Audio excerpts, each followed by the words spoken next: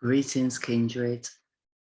How are you all? How are you doing in these turbulent times? My word. You know, the first 3 months of this year has been pretty horrendous, to be honest. It's like we've gone from one drama straight into another. You know, that's not to downplay what's going on, but wow. You know, the one thing I have noticed over the last few years is, you know, it seems to be all about the hype. But anyway, we're coming up to our full moon. We've also got the equinox on the 20th. So yeah, you know, for me personally, it's been a very disruptive few months. You know, first of all, my car broke down, and then I had a fall and hurt my leg, and then my laptop crashed and died. And wow, it's just been one thing after another. But I'm well, and as you can see, I've got a new laptop. And yeah, it's just been crazy. So this full moon, I'm actually recording this on the 17th. It's pretty late here in the UK, actually. It's just been another day of distractions, and you know, I had another friend pass over the weekend, so it's been pretty emotional as well. And you know, as those of you that have been following me for a long time know, I've lost a lot of people over the last 7 years. Without a break, it's just been one after another. And yeah, it's been pretty overwhelming at times and very emotionally exhausting. But, you know, I think it's this work really that keeps me going, you know, and with my connection to the spiritual realms and, you know, my faith. But, you know, it was always predicted that we were coming into these times, and here we are. But yeah, let's get on with this full moon, and we'll also talk a little bit about the March equinox as well. So the full moon will begin on the 18th of March at 7:17 in the GMT time zone, at 3:17 in the EDT time zone, and at 18:17 in the AEDT time zone. So the full moon will actually take place in the sign of Virgo. So this is where full moon is situated at 3 degrees. Our sun in opposition will be at 5 degrees. Now this is pretty relevant because, you know, with the moon in Virgo, it does create a lot of nervous energy. And the sun in Pisces creates a lot of psychic energy, especially conjunct Neptune. And also we've got Jupiter conjunct in Aquarius just over the road there. But yeah, this is a very psychic, sensitive and empathic time. And, you know, with all that's going on in the world, yeah, it can be that kind of vibe, you know. But at the same time, it's like, are we seeing things clearly? Or are we beginning to?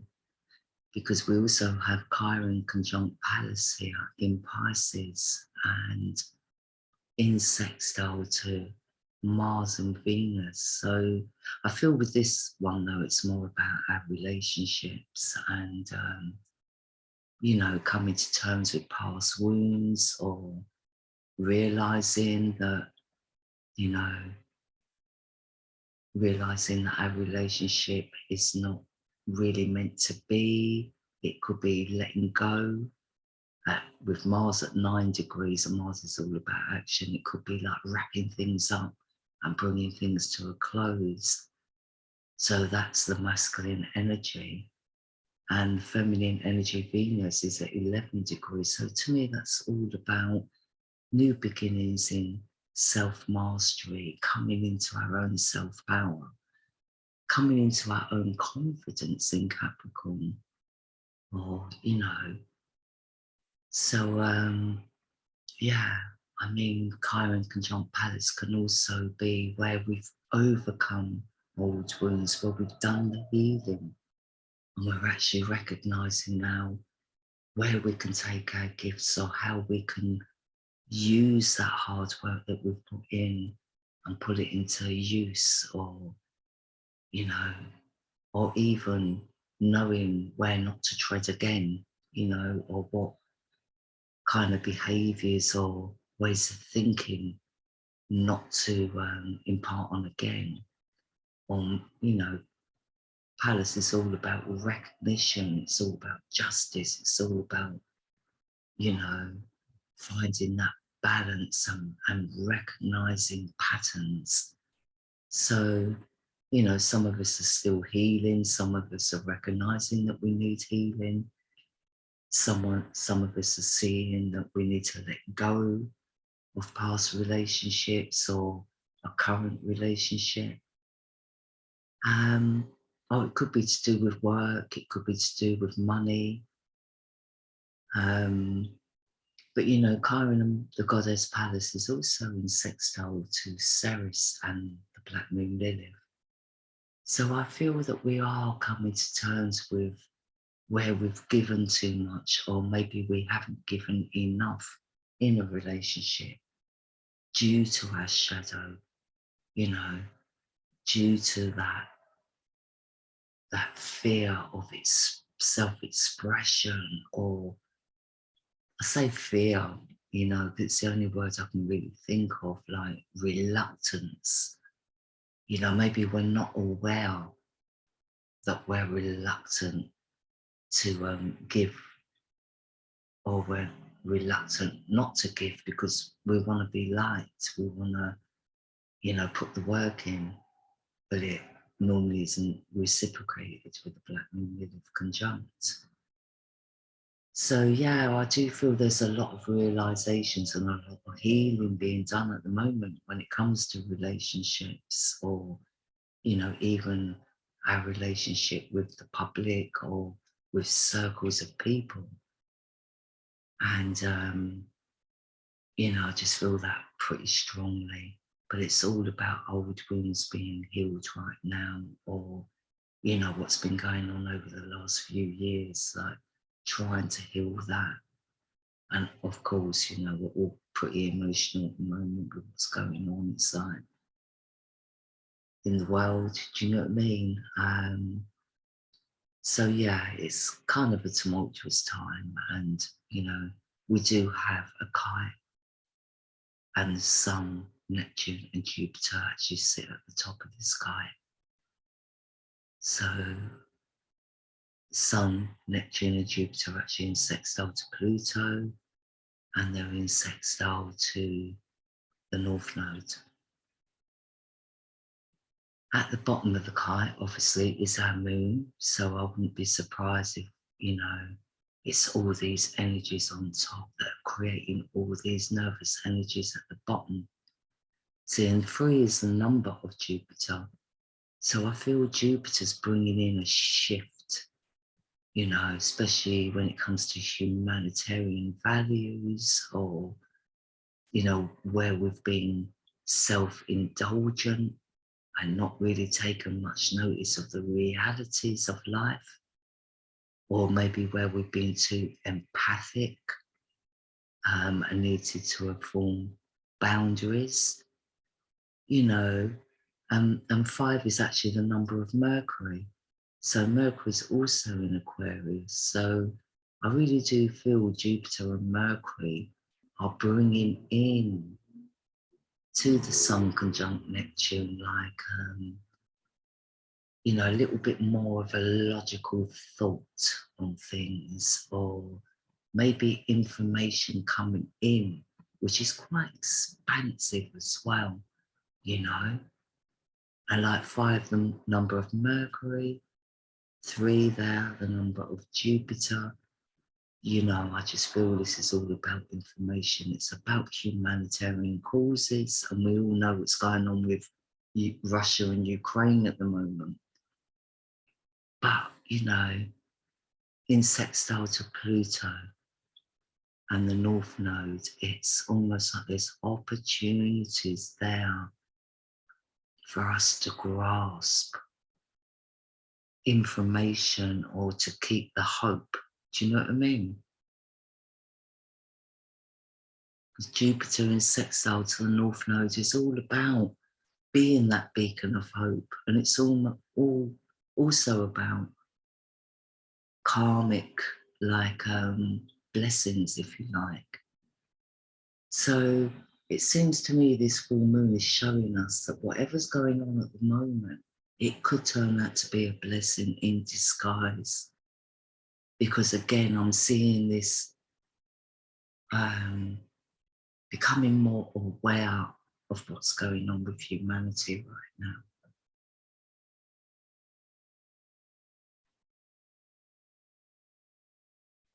You know, but both like the number 5 and number 3, you know, Mercury and Jupiter, excuse me, because my throat's really dry today. Been drinking loads of water.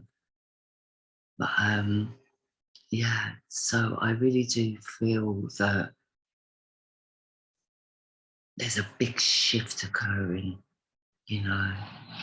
It's pretty major because 3 and 5 are both really shifting energies, and the kite isn't a stable energy, you know. The kite goes where the wind blows, so it can go from one side to the other, it can go up and down, or it can just flap about really all over the place. So yeah, just expect the energies to be a little bit like highs and lows or disorientation, you know, especially since we've got air and water at the top. So I really do feel this is like a balance between the emotion and the logic.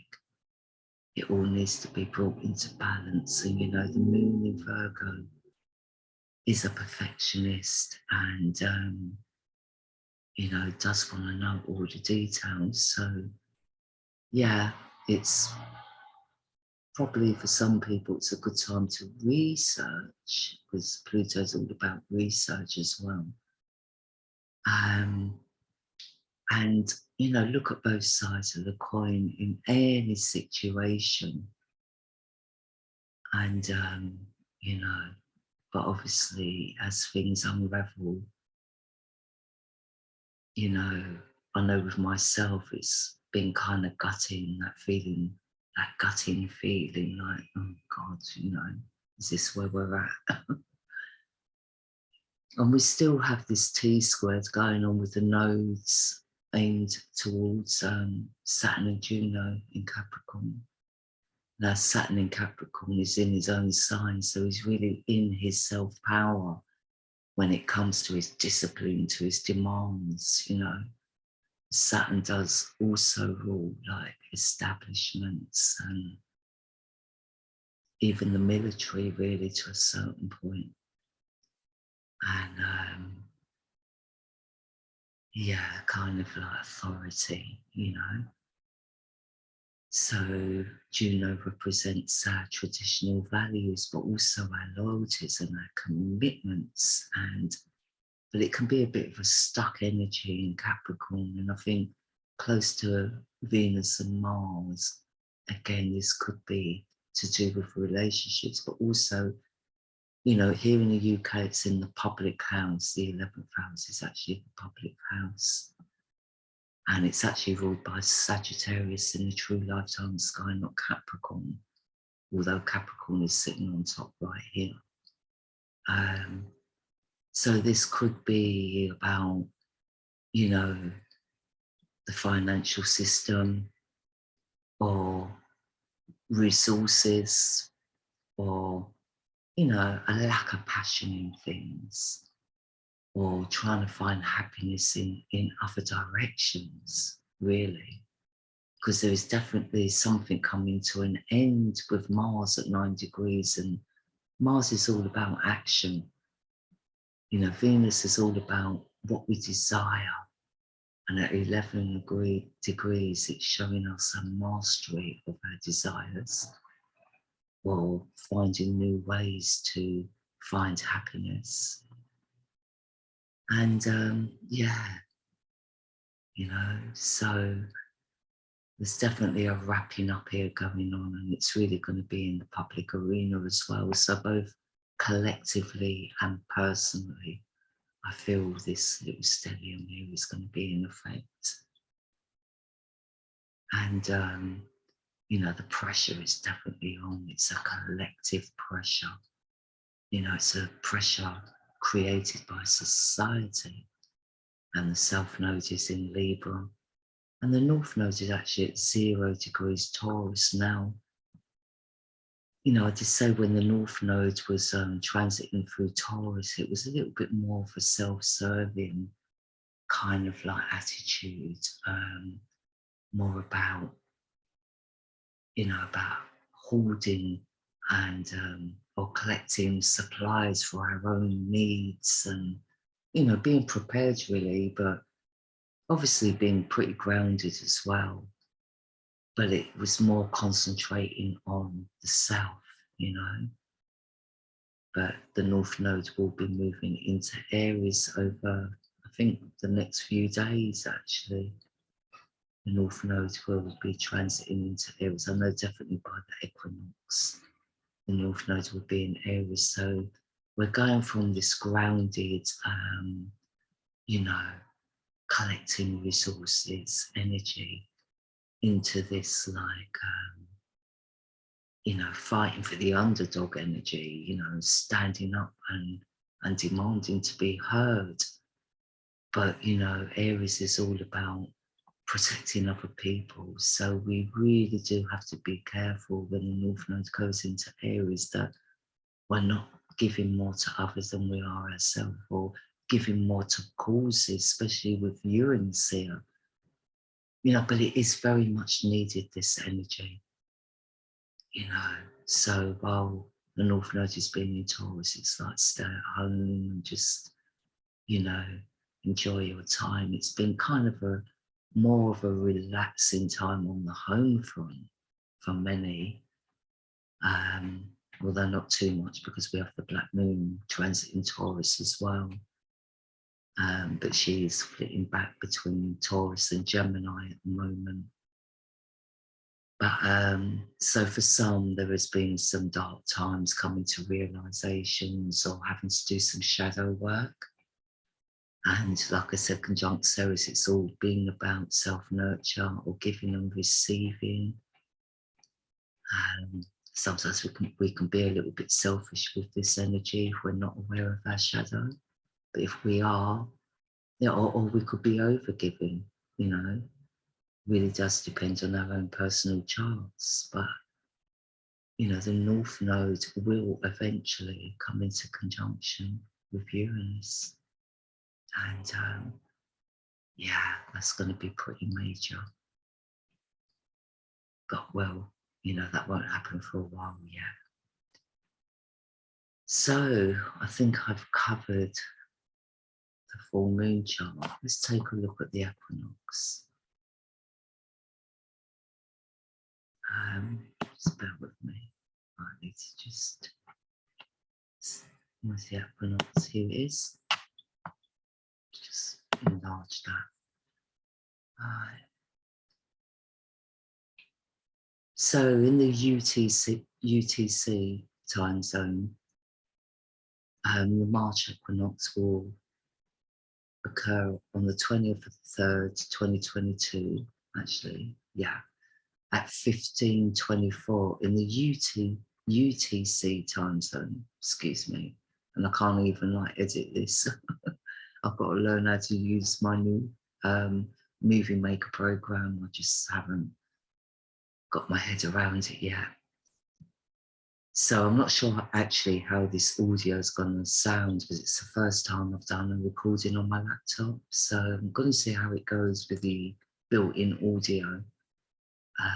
And if it's like a bit crap, then I'll have to work out how to get my mic to work, my external mic. I did plug it in, but for some reason it wasn't accepting it. And I just need to go through the settings to find out what's going on there. So yeah, in the UTC time zone, which is the same as GMT at the moment, um, you know, although in the GMT time zone at the end of March, our clocks will go forward. So the UTC will be actually an hour behind at the end of March, but at the moment, it's the same. So here in the UK or in the GMT, UTC time zone, March equinox actually occurs at 1524. And, you know, a bit different times in different locations. So at the moment on the March equinox, the sun rises at 8 degrees in Pisces, and this is the age we are in. So when the sun rises on the March equinox, it does define the age that we are living in at the moment. You know, and I've said this so many times, but, you know, when new people are listening, I have to say it again because they may not necessarily know. So at present, the sun rises at 8 degrees in Pisces on the equinox, on the March equinox. Now it is the spring equinox in the northern hemisphere, but it's the winter equinox in the southern hemisphere. And the day does actually begin in the southern hemisphere, funny enough, in New Zealand, actually. So, like I've always said, I see this as a countdown now to the age of Aquarius, because the equinox cycle is a little bit different from your normal cycles. So, you know, on a chart wheel, the sun actually moves this way around. But when it comes to the greater age, the sun actually goes backwards. So the sun loses a degree every 71.6 years. And, you know, the sun will eventually start rising at 7 degrees in Pisces. Now, I say 8 degrees is the crystalline energy. I say we're in the aura of Aquarius, you know, so we have 7 layers to an aura. I also call this section here the rainbow bridge, because I feel this is the rainbow bridge energy. Also the 7 rays. So the 8th layer in an aura is the antenna, the crystalline energy. And that is the energy that we are in at the moment in the age of Pisces. So we're getting a lot of information in from the Aquarian energy. And, you know, Neptune being in his own sign of Pisces, well, you know, our psychic instincts are really tuning in, you know, especially with Jupiter and Mercury conjunct on the equinox. It's like, wow.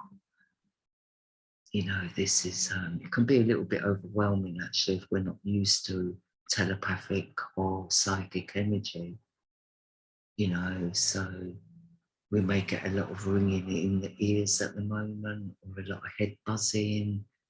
You know, there's going to be a lot going on around the head area during the equinox, so it's a really good time to meditate on,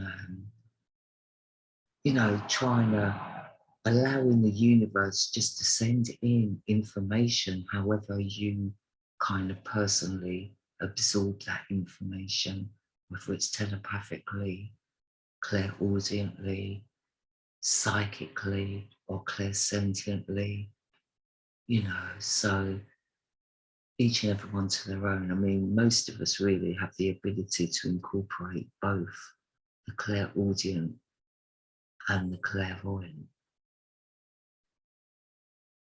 You know, but this is also wonderful for creativity, you know.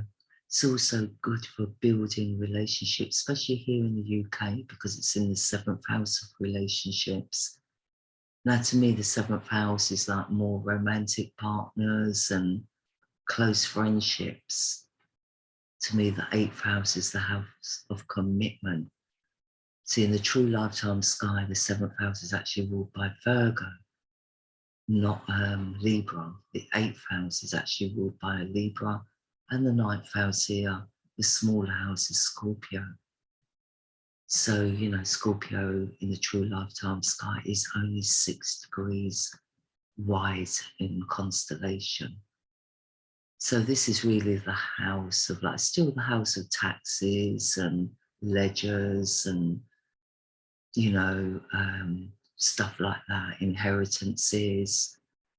But it's also the house of business partners and, you know, marriage commitments.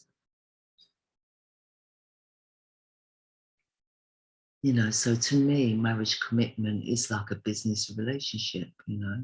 It's where we have to compromise and make things work, you know, whereas the seventh house, you know, it's like getting to know each other on a more romantic level, and how we incorporate our relationships into other relationships, you know. This house ruled by Virgo, and what we're actually looking for in a relationship, you know, and with Virgo that sits on the cusp of the seventh house in the true lifetime sky, you know, we are into looking for that perfect partner or that perfect fit. So, you know, this is just for the UK though. Yeah. So wherever you're at, if you're in another country, you know, the sun could be in a different house, but it would still be at 8 degrees in Pisces. So we see here that we have a little stellium here in Capricorn still. And, you know, it looks a lot closer, but in the sixth house in the UK, it's kind of worrying. Again, you know, relationships I feel are going to be under pressure. And, you know, it's from external sources, it's from like, you know, is there dedication, is there commitment, is there enough there for us to stay together? Maybe we need to stay together because of the pressure, of the dedication. Maybe, you know, we can feel a little bit trapped in our situations, but, you know, if we're happy here, well, you know, that's good. I kind of see this a little bit more positive. It's like, you know, we're really in a good place, but stelliums are quite competitive, you know what I mean? So are we dedicated, or, you know, are we dedicated because, you know, our fire's been lit, because it's our passion, or are we dedicated because we feel obligated to be dedicated? And to me, this is more about our marriage partners. So our sun is also in trine to the south node and in sextile to the north node, who again, like I said, will be in Aries. So, you know, I feel like,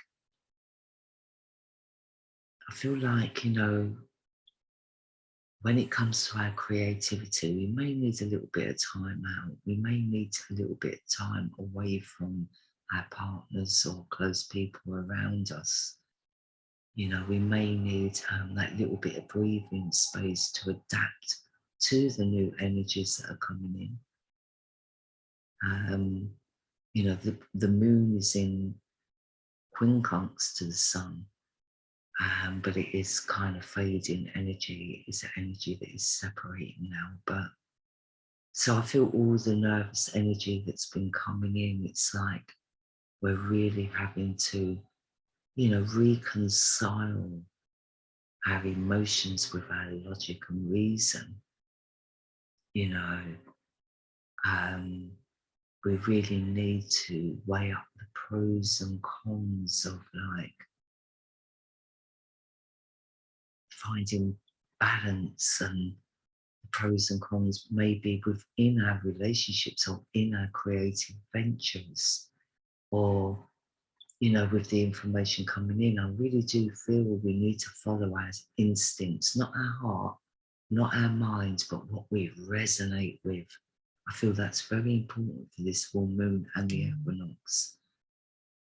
And I just feel if we are stuck in stagnant energy, or we are obligated to situations, then, you know, we either have to like get on with that, you know, or find ways around it, you know, ways where we can work with it and free up a little bit of time. But I just feel there's a lot of pressure coming in from more external sources for some reason, more organisational or governmental, or, you know, along those lines. So, Kindred, I'm going to actually leave it there for now. And yeah, I'm a little bit exhausted today because I had another passing to contend with this week. You know, another friend has passed, and I'm just feeling a little bit emotionally exhausted at the moment. But I really wanted to get on in and do this, and yeah, a little bit of a practice run as well for the future using my new laptop. I hope the sound quality has come out good, and yeah, let me know what you think. But anyway, I'm as always sending you peace and much love.